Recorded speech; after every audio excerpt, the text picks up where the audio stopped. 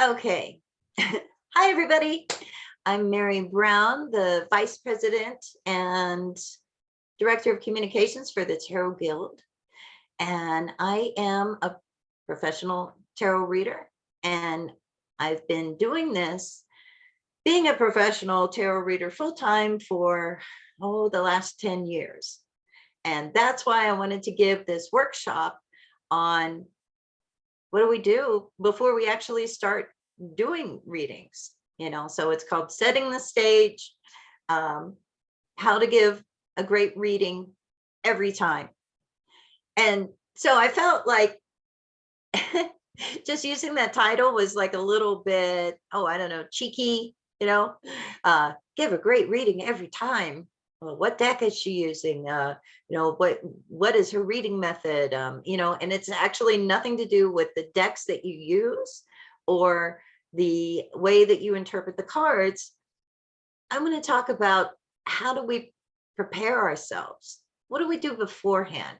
What do we do before we read cards for ourselves or for someone else? And look, a lot of you have probably been reading cards professionally for a really long time as well. Maybe longer, or maybe you've just gotten started. And maybe you've run into some kind of, issues. And so really this is more aimed towards like, how do we avoid having that feeling that we didn't give a very good reading? Because great readers don't always give great readings. And so why is that? Well, when I look at the feedback that readers get from clients, we start to get an idea of why that is, that it didn't seem like it went so great. A lot of people will say, I didn't feel connected. They weren't connecting with me. They weren't connecting with my question. They weren't connecting with the cards. It's all that client's interpretation of what's really going on when we do a tarot reading. Other things that they'll say is like, they weren't paying attention to me. I don't think they even answered my question. And it wasn't accurate. So we're going to talk about those things. And then I'm going to give you, some ways to approach it, and there is a handout that goes with this, that you can find, there's a link for it in the chat here.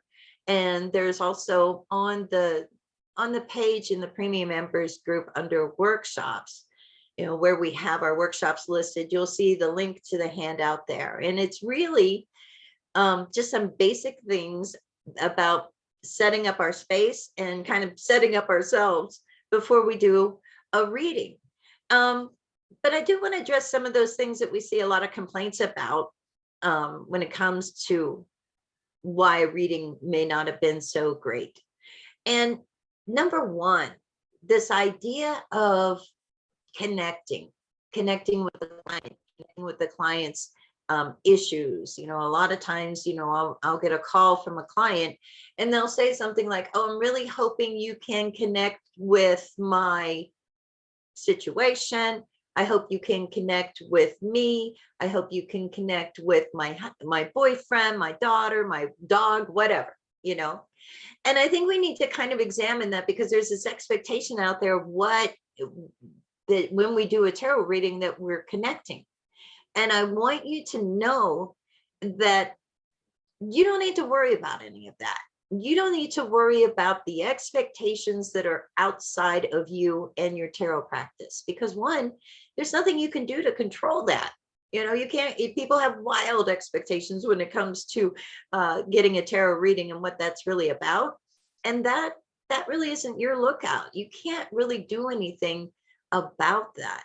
What you can do to kind of help is to accurately describe your tarot practice, your approach to it. So do that on your page. If you have a page here on the Tarot Guild, put that, description of what you think you're doing, or your approach to tarot, what you believe about it, in a description of yourself as a reader on your profile page.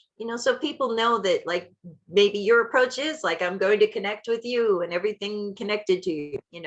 Maybe that is your approach, or maybe you feel that you're connecting with the spirit guide or the guardian angel of the person, or you think you're connecting with their soul, or whatever it is that you believe. If you state that, if you describe how you are approaching tarot as a tarot reader rather, then they know what to expect then. And then you're not going to get those sort of weird complaints like, there wasn't a connection, or I didn't feel connected. And even if you do, that's on them. That's not you. Because giving a great tarot reading, it's not about what everybody else thinks of it. It's not even about what your client thinks of it. It's that you know yourself that you gave a great reading. You know that you were prepared. You know that you were grounded and you were centered and you were doing the best that you could do, So, and I think that's so important, because if we let everybody else's opinion of us, if you're working full-time as a reader, and say you're reading for maybe 30, 40 different people every week, or less, depending on, how you work, when you work, that kind of thing, then you could be just like thrown all over the place by everybody's opinion of whether it was a good, great, okay, fair, not good reading. Once you do that, you can get really ungrounded. You can be sort of like lost in the sea of opinions of people, and you can really kind of feel like you're losing your way as a reader. So we want to avoid that from happening.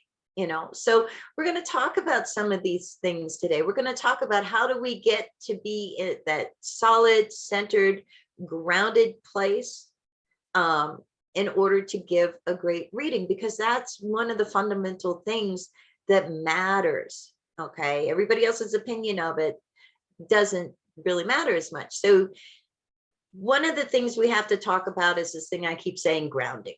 What does that mean? What does it mean to be grounded? Well, there's a lot of information out there. There's a lot of different approaches to it, but it's basically the sense of like, okay, I don't feel off balance. I don't feel nervous every time that somebody calls me for a reading.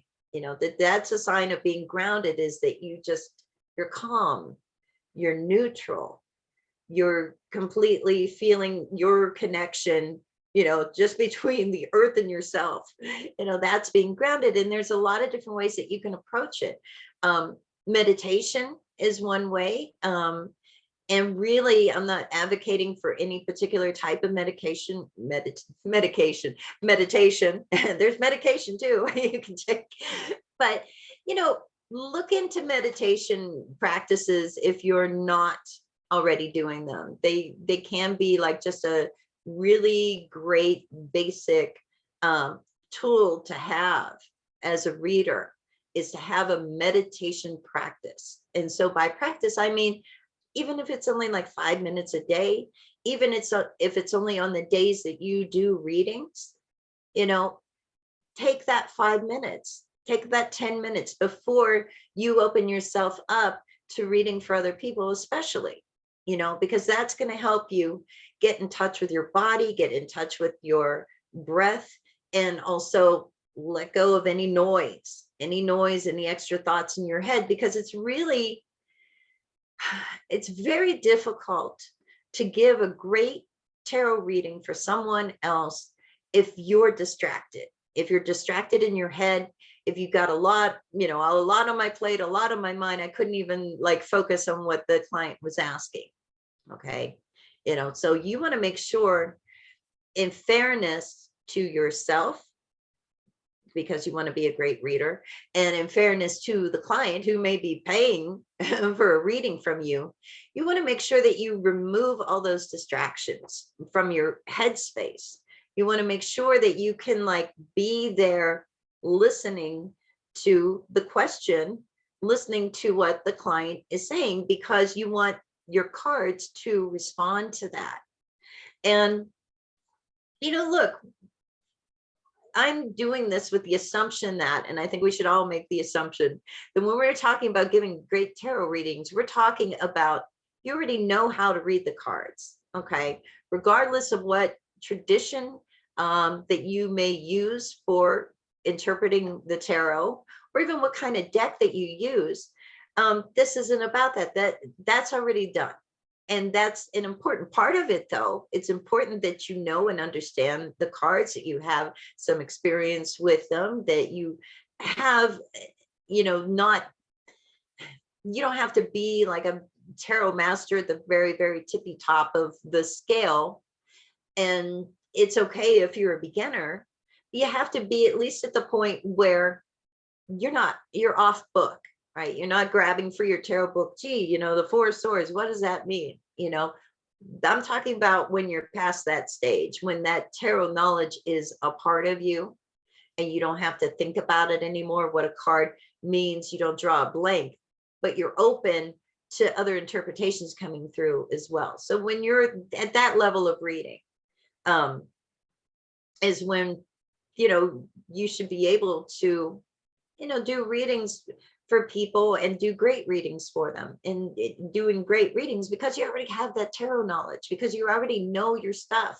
You already know what you're doing. And what happens is again, like I said at the very beginning, great readers don't always give great readings. And I think it has to do with being grounded.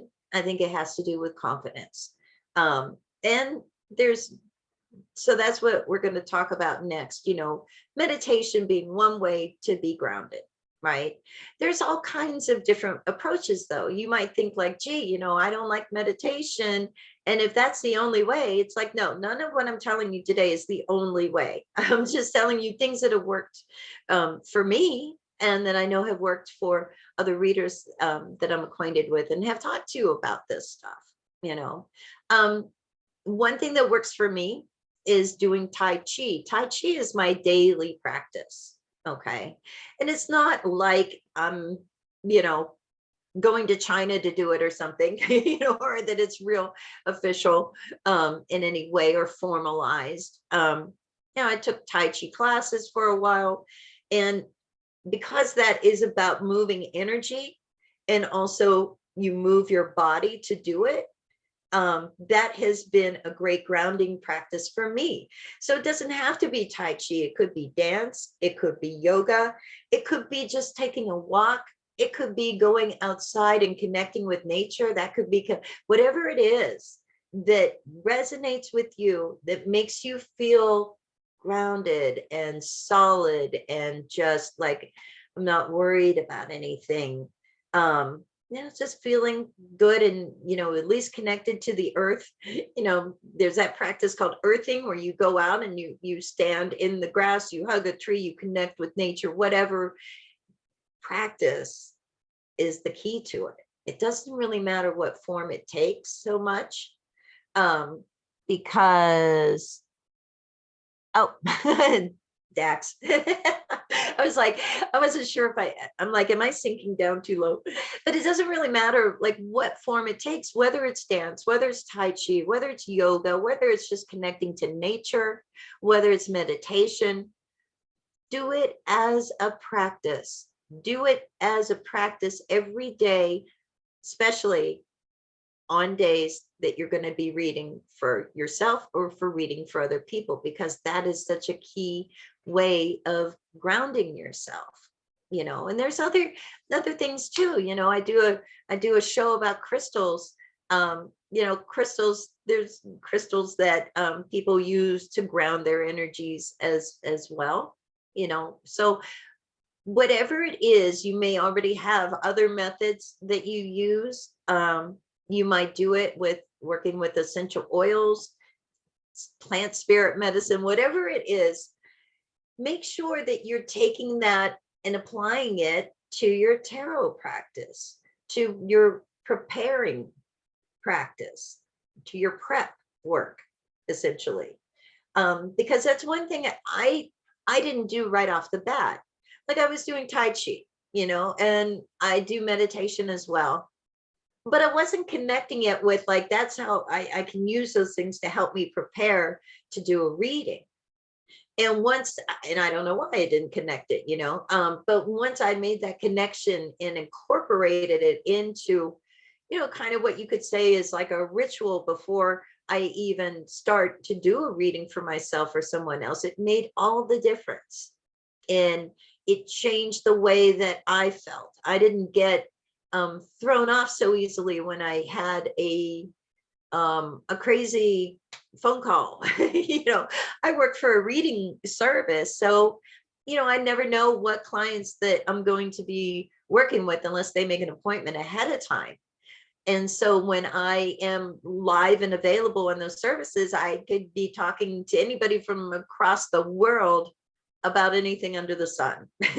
And sometimes you can get thrown for a loop, and I needed to come up with a way to stop getting thrown for a loop by no matter what anybody I was connecting with was bringing to a tarot reading session. And so doing that beforehand, just running for me with Tai Chi, running through the 24 form, and doing some breath work beforehand, really helped me a lot. That when I picked up the phone, I was 100% present and able to really listen and to not get, way, off balance, uncentered, ungrounded, all of those things. So grounding, that I think is a key thing to being able to give a great reading. You do that, come up with your own practice.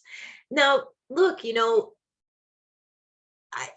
there's another interesting thing that happens that I've heard from a lot of readers. It has to do with this sense of feeling that they're an empath, and that when they connect with people, that they're connecting with their energy.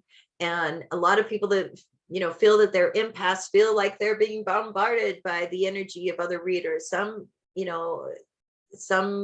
readers that I know, unfortunately, have had moments where it's like, I don't know, I can't do any readings this week for anybody because I just can't deal with their energy. Okay. I think a lot of it has to do with what we believe about ourselves, or what we believe about our abilities, and what we believe we're doing when we're doing a tarot reading, and whether or not we believe that we are protected. Okay. And so, look, there's a lot of different approaches to that. I noticed for myself, it was very helpful to actually do something, to actually have something that I believed was protecting my energy field. I do consider myself an empath. I do feel like I can feel and connect with other people's energies. And so what I needed was something that I felt would function as a shield, so that, I'm not being bombarded, or I didn't feel like I was being bombarded or taking on energy that wasn't my own. That's another way that we describe it. And so there's a lot of different approaches to that. Prayer is probably the most common approach you can think of in the world. People say prayer is a protection, in their own ways, to their own, how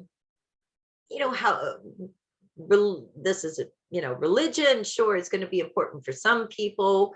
Other people, they might call it spirituality, and within that context, there's a lot of different ways of asking for protection. That's a real simple thing. Now, say you don't have a particular belief system that utilizes prayer or anything like that. That's okay too.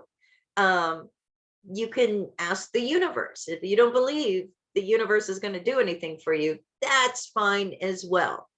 Use something that you feel is going to represent like a shield for other people's energy. One thing that comes to mind right off the bat for me is crystals. Surprise. And one crystal that I use especially when I'm doing readings to shield and protect is hematite. So hematite, and this is I use it all the time. I don't know how well anybody can see it, but you see how it's this very shiny metal looking mineral. Okay. So it's really easy for me to imagine this or any piece of metal really that has that shine on it as a shield in a sense. So if you have a little piece of hematite, hematite's great. But anything that's going to have that reflective surface, so you can figure that, you know, people's energy coming in, it hits the hematite shield and, you know, is deflected, bounces away. It's not an impermeable barrier. You still want to feel that connection. You still want that energy to come through, but you don't want it to be more than you need. And so working with intention, with crystals to say this represents a shield for that, that's another way to feel protected. Creating an amulet, you know, crystals are natural amulets, you know, or a talisman, you know. Yeah, a lot of people have asked me, like, what's the difference between an amulet and a talisman, or are they the same thing? Well, you know, they are used interchangeably. I think of it more like an amulet go, right? An amulet is generally, you know, something that you're going to use for protection, to like ward off any negative energy, to let go of anything you don't need that's not serving you. A talisman is basically talis manifest, you know, so things that you want to bring in, you know. It can be like a carved crystal, or you know, classically through history, talismans have been like engraved amulets. So crystal that has an engraving on it, something like that. It really doesn't matter what it is. You decide what you want to use to be that for you. And the real important thing about all of it is not necessarily what you use, but what you believe about it. And allow yourself to erase any doubt when it comes to these things, when it comes to being grounded and to feeling protected, and even to creating sacred space before we do a reading. You believe it. You decide what it is that makes you feel grounded, that makes you feel protected, and that is sacred to you. And you don't have to prove it to anybody else. You don't even have to tell anybody else about it, because if you do, then it's going to be this whole big debate about, well, I think this is more sacred than that is. You don't need to get into that, because again, you're going to give a great reading, and it really doesn't matter everything else that's out there. You can learn from other people, you can pull from all of that, but you need to decide, like, hey, you know, this has meaning for me. And once you decide that and incorporate it, then you have that more sense of confidence. It's like, oh yeah, you know, it's just like, you know, my unicorn crossing sign up there, you know. Not everybody feels any connection to unicorns, right? And I have a fairies meeting place sign there, and I have a little Pegasus here, you know. I tried to bring out like different objects that are ones that will definitely be ones that people will, you know, debate the importance of, or debate the existence of, and all of it doesn't matter when it comes to those debates. What matters is what you believe and how it makes you feel. So now that we've got some ideas about protection, and it is really, again, you know, whatever makes you feel that way, whether it's saying prayer, whether it's using a talisman or an amulet, whatever works for you is what is going to make you able to give a great reading every time. Okay. And so another thing that I think of when it comes to confidence as a reader, because it's really what it's about, is that I go back to what I said about, you know, your cards, you know how to read, you know how to interpret them and everything. And what's going to help with your confidence and help, which is important, you know, pretty fundamental for being able to give a great reading, is that you keep studying, you know. Look for different methods to study, or different aspects, or different kinds of cards to study. If you're a really great Rider-Waite-Smith reader, you know, start learning about the Tarot de Marseille or the Thoth deck. or, a different style of reading, or maybe a different kind of cards. But I feel like the more that we learn, the more confident we are because our knowledge base keeps expanding. So that's something I think is important. And definitely, I think it's something that we talk about all the time at the Tarot Guild. We have these little workshops and stuff. We have Dax's Tarot by the Numbers. We've got Sharona's Angel Reiki course available. There'll be more courses added, and we're always connecting to and interviewing people that teach different methods and stuff like that too. So always keep learning, because that's really going to expand your confidence. Another thing is, it really does help to have your sort of go-to styles of reading. Have your go-to spread for general questions, because chances are you're going to get general questions. Have a spread that is an either or spread, comparative spread. Like, a lot of people are going to ask, should I do this or should I do that? Should I do this? Should I, so, those kind of questions aren't ideal, general questions or either or questions. But yeah, come up with a comparative spread, even if it's drawing like 3 cards for like the either or option. Even have like a yes no spread, because a lot of people ask yes no questions. And look, I'm saying all of this, right, so that I'm not advocating for using one person's spread or another person's spread. I advocate for creating your own spread, really, but have a concept in mind already that, like, I'm prepared for that. I'm prepared if they ask me this kind of question. Oh, I'm just going to draw 5 cards on that. Or I'm prepared if they ask me an either or question, because a lot of readers get thrown off because the question is not phrased the way that they learned that all tarot questions have to be phrased. It's written this way in this book, so I've got to restate your question and all of that. Once you go down that line, you start to kind of lose it a little bit, because you start to lose that connection with the client, because the client is there fully believing, and they're there to get a tarot reading, and this is what they want to know about. And so when we start to kind of get into that a little bit, then a reading can kind of get a little bit wobbly, and I know we do it all the time. I know there's a lot of teachers out there that advocate for rephrasing the question so it's more empowering or whatever. It's like, yeah, okay, but is that what your client is coming there for? If they want to be empowered, they might, go somewhere to do that. They may not be coming for a tarot reading to be empowered. So we can't make that assumption. And again, that's outside of you. That's outside of you. You're there to give a great reading. And I do want to talk about decks a little bit. I said it isn't about tarot decks, and it really isn't about tarot decks. But I do like the idea, of having a working deck. I think that helps with our confidence. It's like, oh, this is my old friend. This is my old friend. Let me see. This is probably my number one go-to working deck.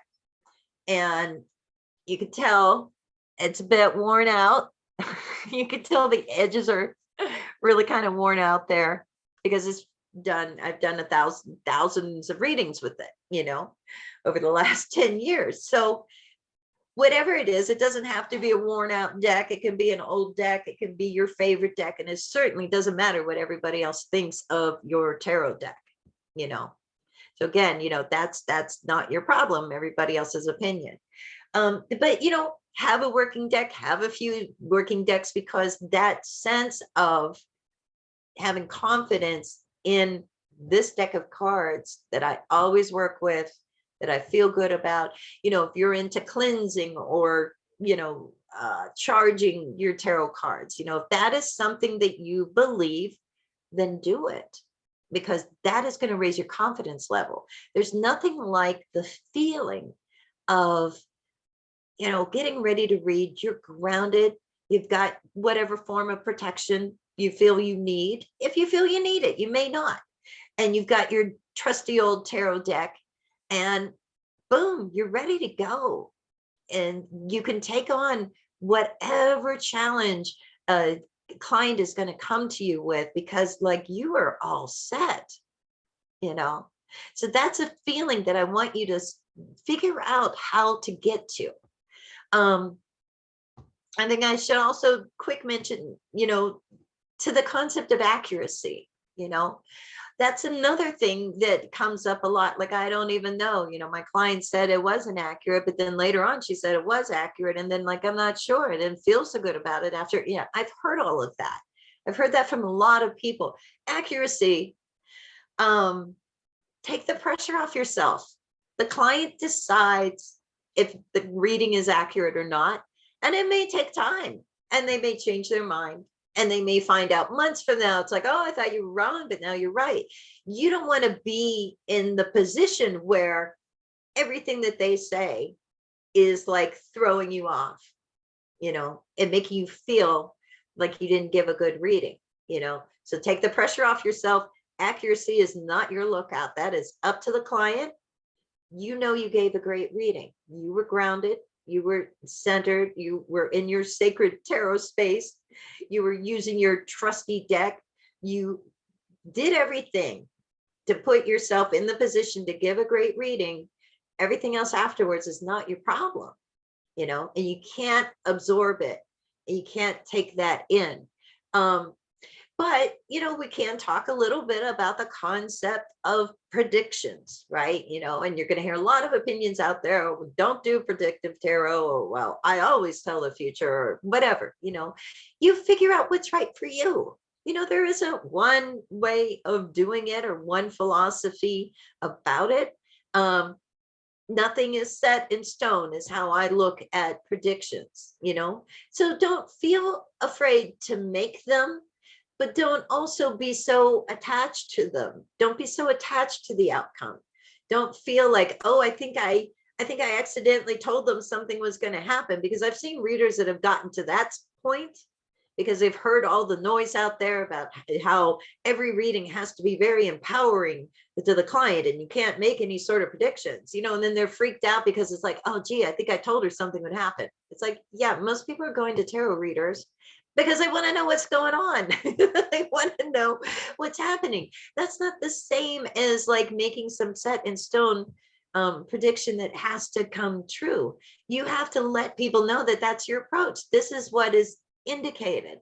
This looks like where we're going. Not like, this is going to happen no matter what anybody says. I mean, that's going to kind of throw off your practice a little bit.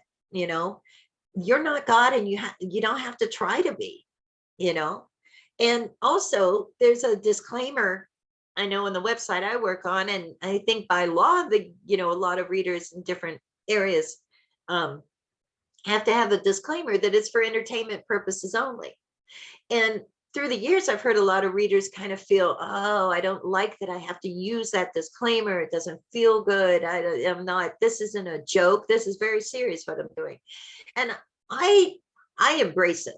I embrace the idea of it being for entertainment purposes, because yeah, a reading should be fun. If I go to somebody and I'm paying money to get a tarot reading, I want to be really into it. I want to be enthralled. I want to be entertained.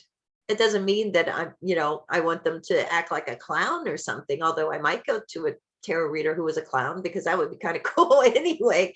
But yeah, don't, there's a lot of different ways to be entertained, and I think of entertainment as being something that interests me, that captures my attention. And so definitely as a reader, you want to capture the attention of your client. There would be nothing like giving a reading and the client's not even paying attention because it's just not interesting to them. So that's what I have to say about accuracy. Take the pressure off yourself.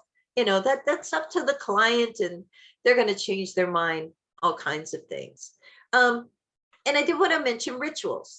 I had Nancy Antonucci on the Tarot Today radio show very recently. You can find that show in archive. She wrote a great book, Tarot Rituals. Looks like that. I really cut out a lot of the things that I was going to say about rituals because I had Nancy on. I read her book. I was like, oh my gosh, okay, and she may be teaching an upcoming workshop for us. So I'm not going to try and steal her thunder. She did a fantastic job there. But yeah, develop a ritual. Really, what's a ritual? Create a habit. All these things that we're talking about, connecting whatever grounding practice that you have, connecting the idea of protection, all of those things can be a ritual that you create for yourself, which I think are the most powerful ones that you do before you do a reading, which leads me to creating your sacred tarot space. Now, you may have heard the term sacred space. I like to create sacred space. I want to go into sacred space. This is a sacred space. You probably heard it and you thought, oh, how do I do that? What do they mean? And I can say that it means a lot of different things to a lot of different people. Now, on the handout for this, I shared my philosophy to creating sacred tarot space, and it involves affirmations. It involves you could call it prayer or an address to a power that I think is higher than myself. And also the use of certain things. I think it's always important when creating sacred space that there's a rhythm to it, that it means something to you. And it can be very simple. The simplest way is, actually, I'm pulling it up here. It is an opening and closing statement. Now, this could be the only thing that you do, and this is on the handout. This could be the only thing that you do to create sacred space. And that would be good enough. That would be fine. That would be fine if it resonates with you. And also, anything that I've written on this handout, you put your own words into it. You can use these. These are just examples, but put your own words into it, so it has more meaning for you. Or if you find meaning in this, then great. And the same thing with what I say about the elements and the directions and ways to represent those. I'm giving you a starting point. Make it your own. You're welcome to use all of this on the handout, but make it your own as well. There's no rule to this. But so for creating sacred space, if it's nothing more than like just having an opening and closing statement. And the reason I say opening and closing is it's not just about creating an opening sacred space. It's also about closing it when you're done. So say you have a client, they come over. Before they come over, you've done all your stuff. You open your sacred space. After they leave, the reading's over. You're done reading. Close your sacred space. And just the opening statement that's good enough to use. I surround myself in my tarot space with the white light of divine, whatever that means to you, love and protection. Love, because it's very powerful, right? Divine protection, divine love.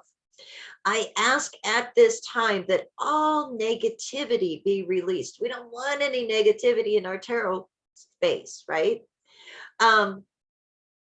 I ask that all energy coming to me or into my tarot space be from the highest source, whatever that is to you, and for the highest benefit of myself and those connecting to me, whoever you're reading for, whoever's in your life, and you can end that with amen, hallelujah, I don't know, whatever it is that's important to you, that feels like if you feel like you got to say something at the end, then you're right, go with that.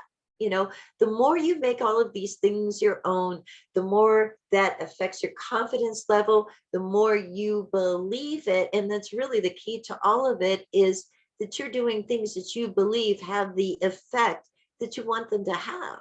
We can call it intention. I call it belief, because I want to feel it. I don't want to be doing something that somebody else wrote down and thinking like, well, cross my fingers, hope this means something, hope this really works, hope something happens here. No, I want to use the things that resonate with me, add the things that are maybe a part of myself to it, and then really feel that sense of belief in it. Okay. And so, but if you want to do more, because I'm somebody who wants to do more, for a lot of people, it's really easy. They do nothing. They're like, yep, it's fine. Maybe they click their fingers. Maybe they're, I think of who was it? Jean Morey, this friend of mine, and Dax knows her. I think a lot of people, the Tarot Guild, know her. I remember she was talking about clearing something. I think she was talking about clearing her space, the idea of energetically clearing your space and clearing your cards, clearing crystals. What she does is just say, be clear. And that's good enough for her. The rest of people are like, okay, what's the phase of the moon? Okay, do I take it outside now? Do I bury it in the ground? How do I cleanse? How do I clear? How do I do all of those things? So it can be as simple or as complex as you want to make it. It's really a matter of like, what's your personal need? Some of us need things to be a little more complex. It raises our energy level to kind of do certain things. I'm one of those people. So when I open my sacred tarot space, I do a few things. I incorporate the 4 directions. You may have heard of them: south, west, north, east, 4 directions. And there's a lot of ideas out there about these 4 directions and the different things that are connected to them. For me, the elements are connected to them: fire in the south, water in the west, earth in the north, and air in the east. Now, when it comes to creating our sacred tarot space, what does that make us think of? Okay, well, the south, if that's fire, maybe that's the wands cards, right? Or the wand element, the fire element. In the west, if it's water, well, those are the cups. If it's north, it's earth. Those are the pentacles or the coins. If it's east, it's the air element. It's the swords. So you can think of it in those terms. You've already got this concept of the elements, right, connected to tarot. You already have a concept of the suits connected to the elements, connected to the tarot. And now, when we're creating our sacred space, use those with the 4 directions. That's the easiest way to do it, the simplest way to do it. I get a little more complicated with it. I like to walk the directions physically when I'm opening my space.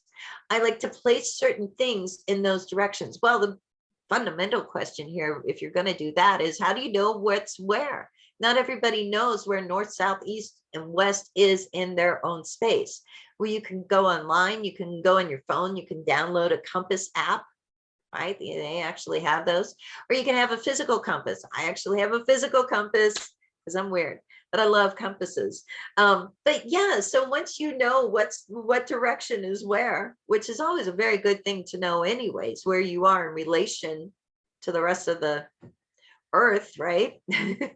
So one thing, because we like to use cards, that I like to do is you can take a card that represent from your tarot deck or from a spare tarot deck to represent those elements in those directions for you, and you could place them in there, or you can create a smaller aspect of that by creating an altar. If you have a small table, you might lay down you could lay down the ace of each of the suits in each of the 4 directions. You could use, there's some really great oracle decks out there. Like I have the Mystical Shaman oracle cards by Colette Baron Reid and Alberto Villoldo, with artwork by Gina Della Cortaglia. I can't believe I remembered all that. But yeah, that's who made the cards. Are out from Hay House. They actually have a card for each of the elements. Okay. So you can use, cards from another tarot deck, like use the aces or whatever card from that suit you feel embodies that element, or you could get a deck like that. And it's surely not the only deck that has the 4 elements represented in it, but this one does, and I happen to like it, and it has the fire elements. Okay. So that fire, wands, use a wand card, use an oracle card, use a picture of fire. Go on the internet, maybe draw a picture of fire and use that. you don't have to do it this way. You don't have to use these things. But if you're wondering, like, where can I find these things, or I'd rather use cards, well, I'm giving you some examples. Another thing connected to that also comes from that same deck to the 4 directions, or what they consider, because I do shamanic practitioning, right? I'm a shamanic practitioner. So I work with the 4 great power animals. And there's a lot of different systems out there for that. I've studied the Andean system. And so the serpent is the power animal connected with the south. Serpent, snake, whatever you want to call it. But so those cards would be on my altar or in my larger space in the south direction. Okay, because I'm creating the sacred space this way. Again, you don't have to do it, but if you want to, I'm just letting you know. And if you work with angels, right? And there's a lot of different systems out here. There's a lot of different systems for what elements are connected to what directions, and what power animals are connected to what directions, all of that. Find the one that resonates for you. I'm just sharing the one that resonated with me to give you some place to start. If you work with angels, right? I know Sharona does, I know that there's a lot of us that are interested in angels. There are a lot of different ideas about which directions the angels, particular archangels, are connected to. Well, the way I do it, I connect Archangel Uriel to the south. And this is all written down on the handout. But this is like these cards that have the 4 angels I work with in creating sacred space. Is a deck by Christine Astel. And I'm trying to think of what that deck is called. I have the book here. I can't remember. The Angel Insight Pack is what it's called, and it has those cards for like the 4 archangels that I work with in connecting to the 4 directions. So Uriel, the serpent, fire, all connected to the south. You can take it even further and use crystals to connect as well. Because it's wands that is connected to fire, petrified wood is a really great crystal to work with. And that can be, again, either you're doing it in your space, in the larger space, or you're doing it on an altar that you set up in that space as a representation. I also like to use, for fire, personally, I like to use Tiger Eye. This is very fiery. And I don't know, I just gravitated towards it. But again, this is all going to be what feels right to you. So moving along, so say I start, and I didn't mention it in the thing, but essential oils is also a great thing to work with to help create your sacred space. What do I use? Or incense is good too. I like to use a combination of frankincense and myrrh, because I like the cleansing aspect of myrrh. I also like the uplift of frankincense.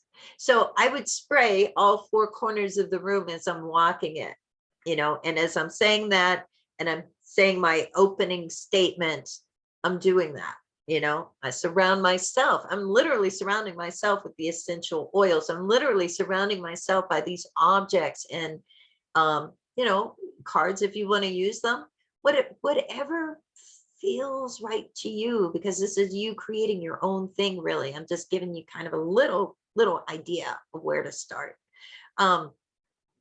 So moving on to the west, because we go from south, moving on to the west, and that's where we get into the cups card, the water element.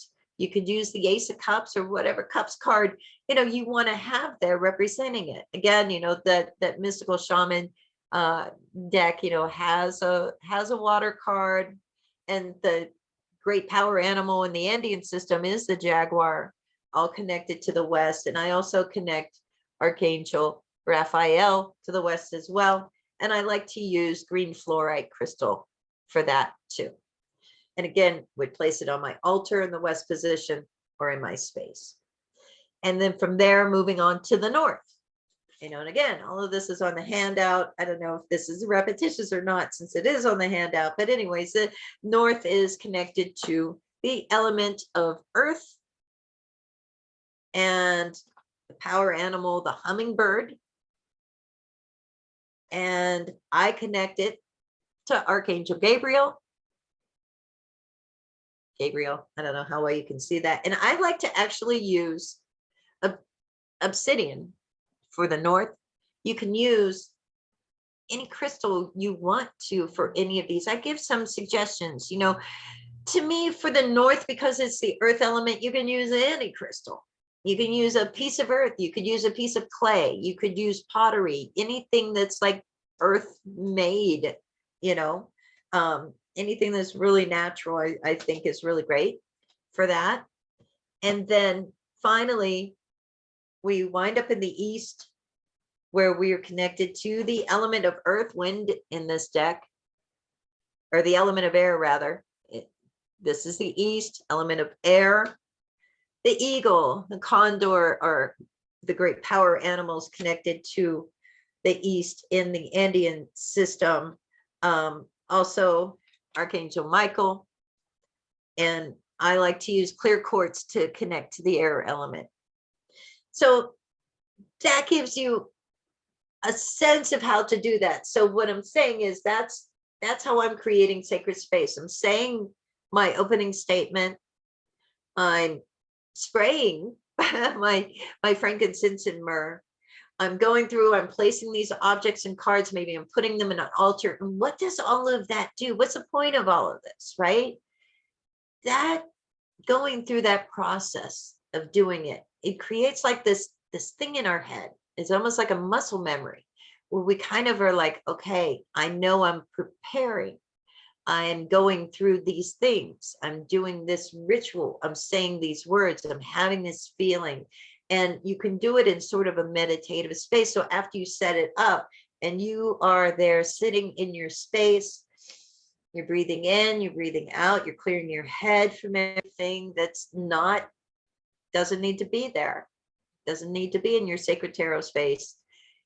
Then you can reach the sense of like really neutrality, of being 100% present, to feeling really grounded and feeling ready for whatever walks through your door or rings your phone, however you do your readings. And there's one last thing that I want to share with you all, getting back to this idea of confidence. I also do Reiki. I feel like I'm saying like I do this, I do that, and people are probably like, Jesus, why does she do all this stuff? But I do Reiki, and because of that, I came up with what I call the confidence affirmation for tarot readers. Okay, and it's based on the Reiki precepts, and this is on the handout as well, but I'll read it out loud so it's here on tape. I stay in my integrity during my readings. I am centered and grounded in myself and my tarot knowledge. I do not worry during my readings. I do not get upset during my readings. I am grateful that I read tarot for myself and others. I am a great tarot reader. So there you go. That is your tarot reader confidence affirmation. You've all just now listened to a workshop that said how to give a great reading every time. So if nothing else, take that and say, you know what? Oh my gosh, now I know how to give a great reading every time. Use that for your confidence, even if you don't do any of the other stuff that I talked about today. So that's it. Why don't we open it up if anybody had any questions on everything I was just talking about for like over an hour, I think, or less than an hour. I can't tell. Hello. Yeah, let's see if I can do the ask all unmute. I think they should be able to unmute themselves then. Anybody that wants to pop on here. I'm going to put us in gallery view too. Oh, cool. Hey, everybody. How do I do that? When you move your cursor, that's when the controls show up, and then the view is in the upper right corner. Oh, there it is. Okay, Click on gallery. I got it. So how's everybody doing? Boy, that was great. Might have to listen through it a few times. I feel like I just went on and on, right? I hope everybody enjoyed it. Yeah, Moira Scott said her mic isn't working. Oh yeah, I see that. It's not showing up. I can hit ask to unmute, but I don't know if that'll unmute it or Oh, thank you, Moira. Yeah, if anybody if your mic's not working or whatever, you can always post in just the chat and we'll see it. right. Yeah, I was posting stuff in the chat while you were talking, and then the very next thing you would say, because I was talking about I like to use the angels in the tarot deck, and then you went, and for anybody that's into angels, it's like it's like, oh my gosh, we're psychic here.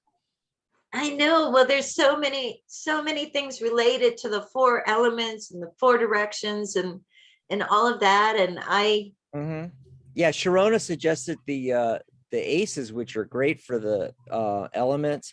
I suggested temperance, Archangel Michael, the Lover's card, Archangel Raphael, Judgment, Gabriel, and the Devil card, which depends on who you talk to. It could be Uriel, Ariel, Haniel. Ariel especially is attached to the material realm, and I always put the devil card at the bottom, mm, which I guess would be south. what deck is it that I was using? Though, well, I was using two of them. The one that had the angels on them. I like it, and I really just use the deck for that because it has like the sort of flecks of gold on it. This is the Archangel Michael card, and it had the four archangels I like to work with. And this is the Angel Insight pack from Christine Astel. And then the other deck is the Mystical Shaman Oracle by Alberto Viodo and Colette Baron Reed. And that's the one that had the cards for the elements and the four power animals. They are pretty.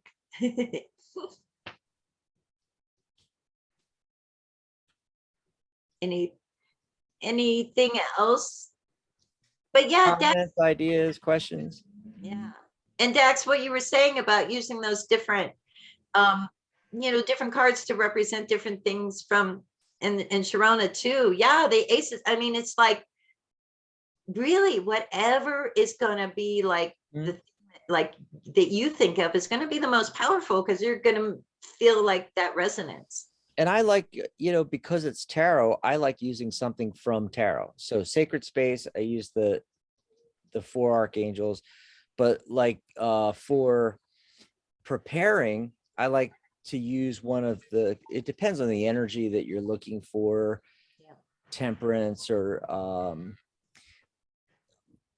I really like the High Priestess because it kind of embodies everything. So you got the High Priestess, it's about connecting to your psychic ability anyway, and then also connecting to universal wisdom. She has the Torah scroll up her sleeve there, and then she's guarding the entrance to the temple to all the secrets. And if you think about it, if you look at the veil behind her, of course, all this is from the Waite Smith version of the deck, of course. And if you look, kind of peek past the veil, you see this huge body of water, and water in tarot always represents the unconscious. It can also represent, of course, the spiritual realm, the collective unconscious. And, I just think of that as what's hidden behind the veil is the collective unconscious. Now you might, refer to that as God or the spiritual realm or something like that, but it's connecting to that in preparation for a reading. So I think that for me, the High Priestess embodies everything. And then I use the four angel cards from the tarot for Sacred Space. I like that. And What is this? Renee Rose says Three Kings resin direct from Europe. So that is that a incense that you like to use, Renee? I don't know. Yeah, I think, Oh, sorry, I had to unmute. Yeah, oh, it's listed, I listed above. It's yeah. the combo of myrrh Mhm. and frankincense. But it's the true stuff, the true resin. It's not, it's none of the solvents. So it's what the Roman Catholic Church uses. It is beautiful though. So it was just an answer to you using the frankincense and myrrh combined. Oh, nice. Nice. Thanks for that. Yeah. Oh, and Mary, earlier, Rini brought up about using the rosary Yes, as a talisman slash amulet. absolutely. So my question, Mary, was, Mhm. I think I'm vibrating. Am I echoing? Yeah, you're echoing. I don't know what to do. It's okay. So Get it out.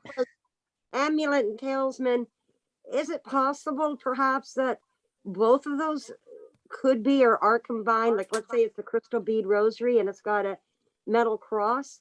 Is it possible a rosary could be both combined? Sure. Sure. Really, I mean, like, people use the terms interchangeably.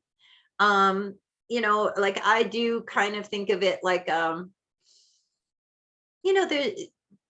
when I think of a talisman, I do think of something that like I've done something to, that I've like empowered to do something for me that has like, or that something's been done to. So like a rosary, like I have this rosary right here.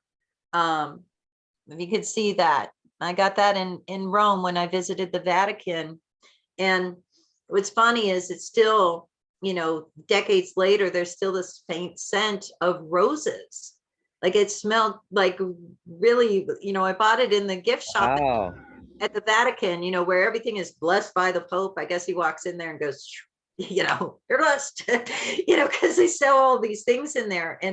And so I wanted something to commemorate, that visit to the Vatican. And I have this rosary and I keep it in a special place. And yeah, definitely I consider it a very powerful object. I consider it a talisman if I really think about it.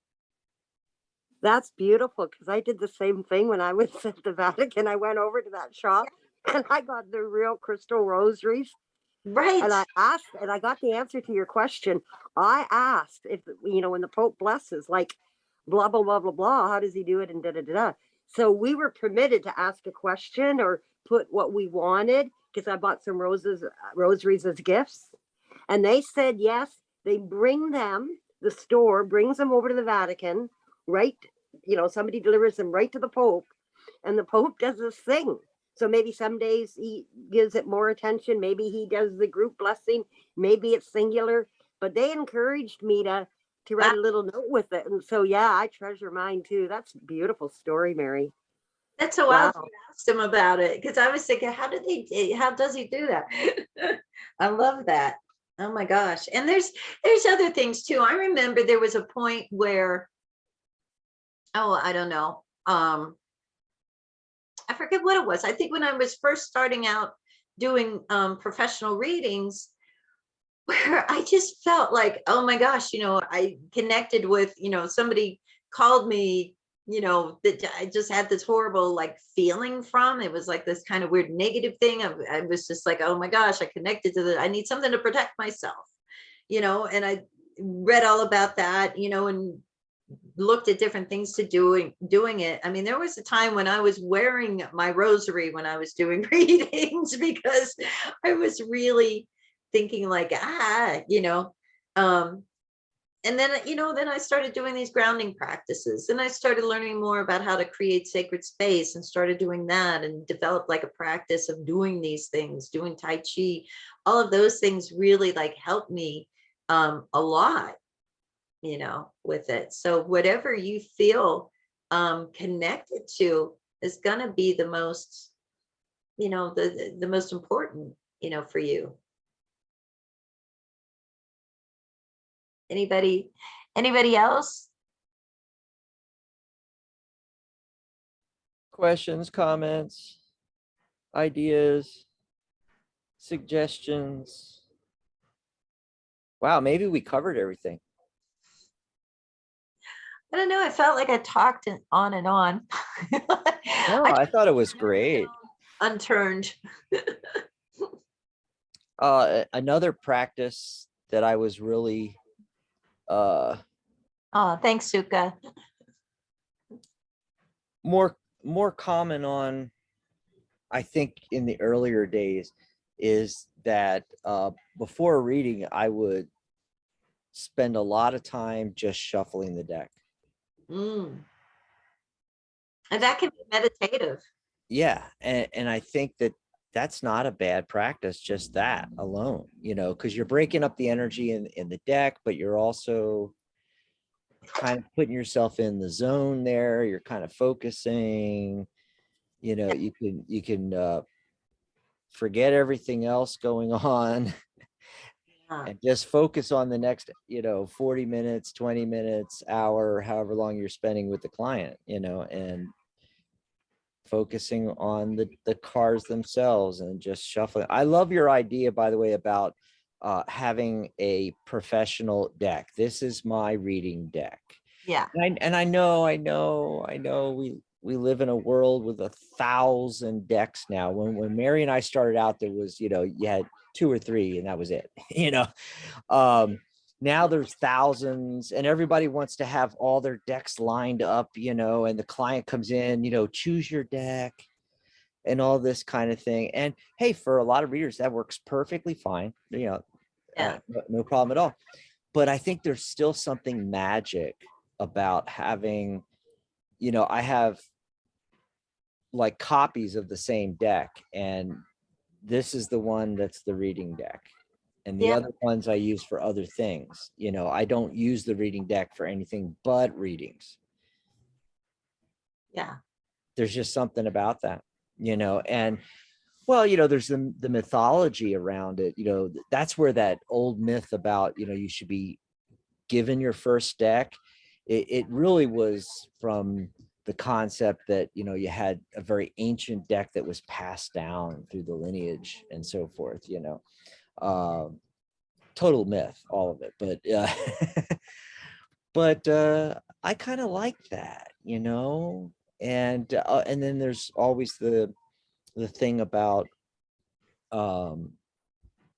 allowing the client to shuffle the cards or not. Obviously we're talking about an in-person reading. Most of us don't do in-person readings nowadays anyway. Even before, pre-COVID, everything was via Skype for me, Facebook call, something like that.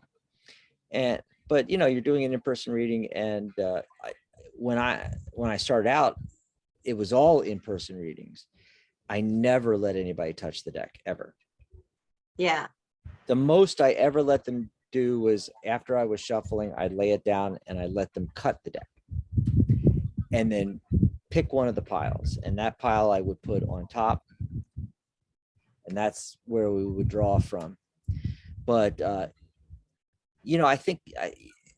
think of it as a tool, and a sacred tool at that, and if you had really, really expensive tools and you were an artisan, or you were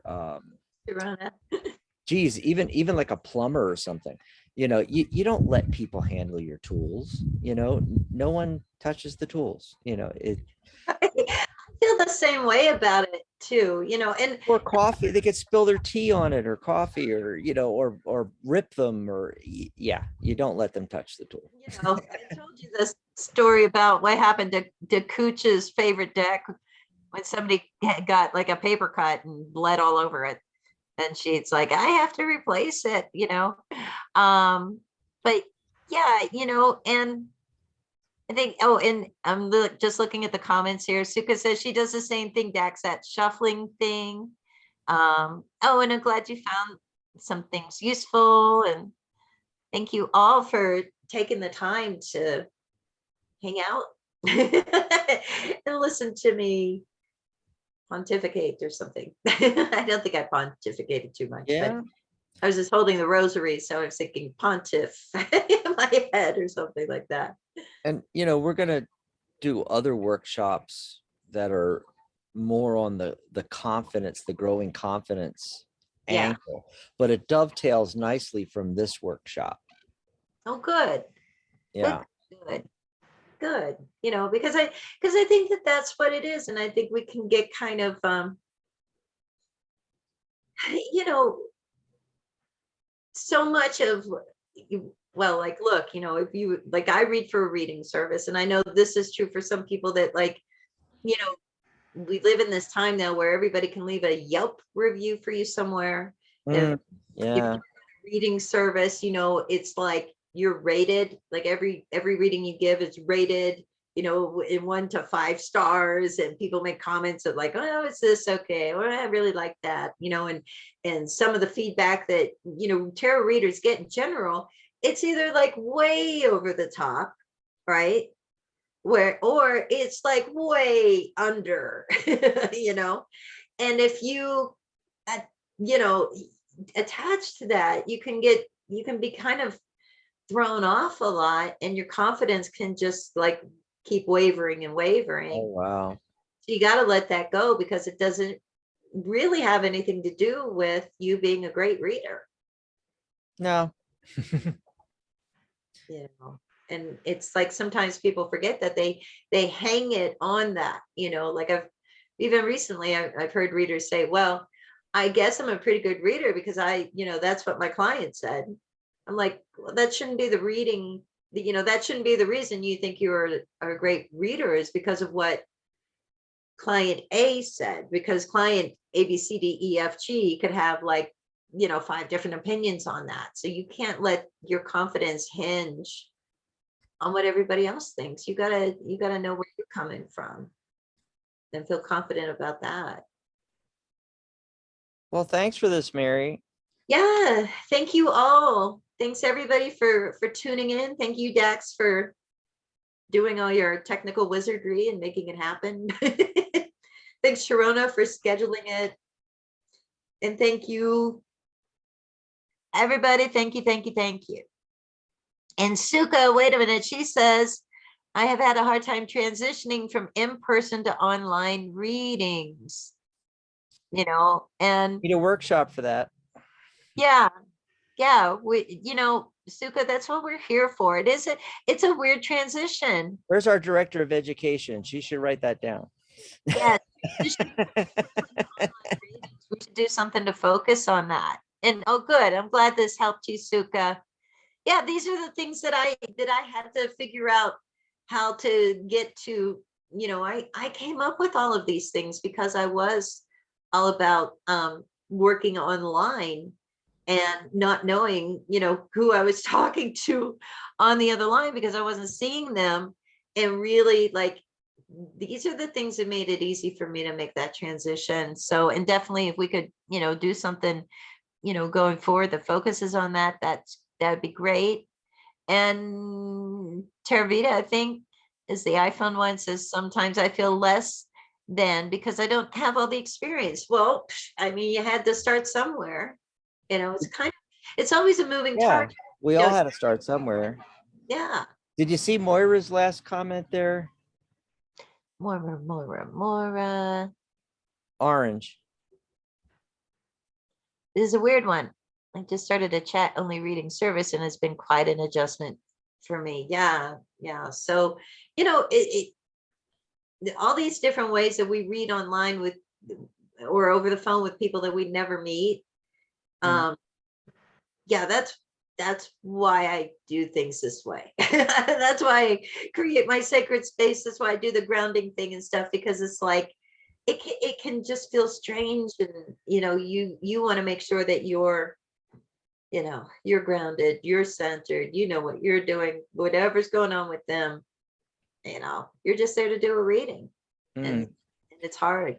Moira says we have such a limited time to get to the answers. I wanted to mention real quick that I've actually done a lot of those kind of readings.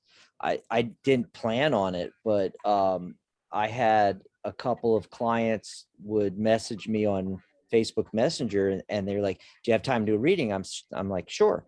And they're like, "Send me a payment link." So I send them a payment, or I have them pay over Messenger.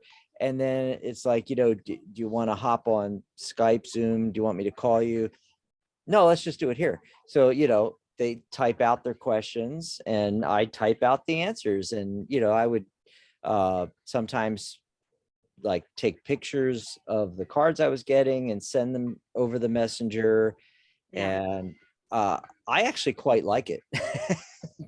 Doing readings in chat, it was all in chat. Wow. Well, maybe you could, talk to more about it a little bit. And she says the service gives 10 minutes max and there's no video. Oh my gosh. See, it would be hard in 10 minutes.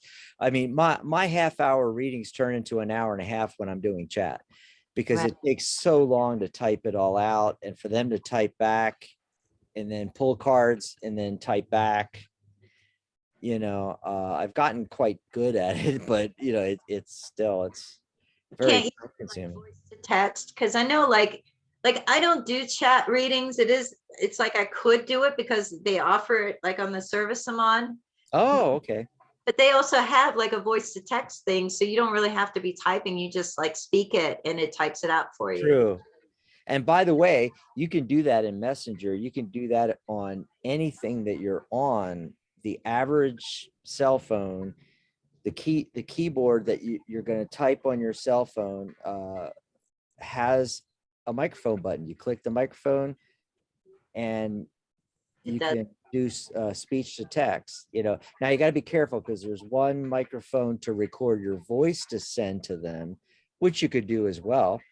Or there's another button that you push and it actually translates what you're saying right in a text and then you hit send.